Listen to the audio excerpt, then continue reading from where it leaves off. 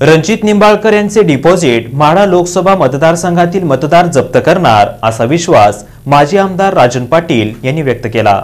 माढा लोकसभा मतदारसंघातील भाजपाचे अधिकृत उमेदवार रणजित निंबाळकर यांचे डिपॉझिट सुज्ञ मतदार जप्त करतील असा विश्वास माजी आमदार राजन पाटील यांनी व्यक्त केला। सोलापूर उत्तर दर्पण न्यूज चॅनलच्या स्टुडिओमध्ये आपलं दर्पण या कार्यक्रमात मुलाखती दरम्यान राजन पाटील बोलत होते। तो मतदारसंघ हा पूर्ण राष्ट्रवादीला बालेकिल्ला आहे। त्याचं नेतृत्व स्वतः खुद्द पवार साहेबांनी केलेलं आहे, त्याचं नेतृत्व विजयदादांनी केलं आहे आणि भक्कम प्रकारे अशा प्रकारचे राष्ट्रवादीची तिथं एक फळी निर्माण झाली आहे आणि आहेच। त्यामुळे तिथला उमेदवार हा 100% बारामतीनंतर जर सुरक्षित कुठला मतदारसंघ असेल तर तो माढा आहे आणि माढ्याचा उमेदवार हा 100% राष्ट्रवादी काँग्रेस पक्षाचा संजय मामा निवडून येणार। सरदार सगळे एका बाजूला गेले तरी सुद्धा सैन्य ही राष्ट्रवादीच्याच पाठीमागे आहे।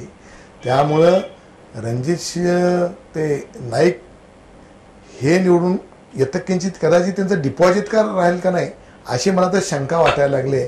एवढं वातावरण हे माढा मतदारसंघाचं हे आता राष्ट्रवादीला पूरक झालेलं आहे। तो तालुका राष्ट्रवादीचा आहे।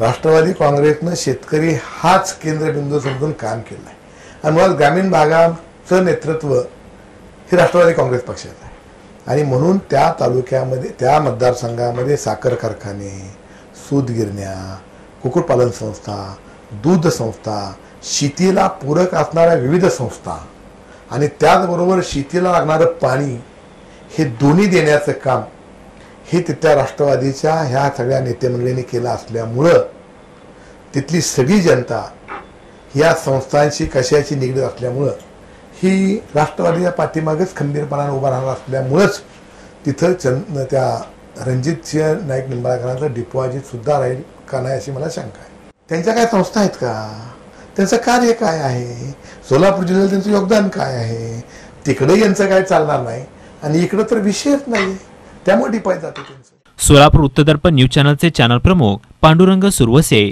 यांनी आपलं दर्पण या कार्यक्रमात माजी आमदार राजन पाटील यांची मुलाखत घेतली।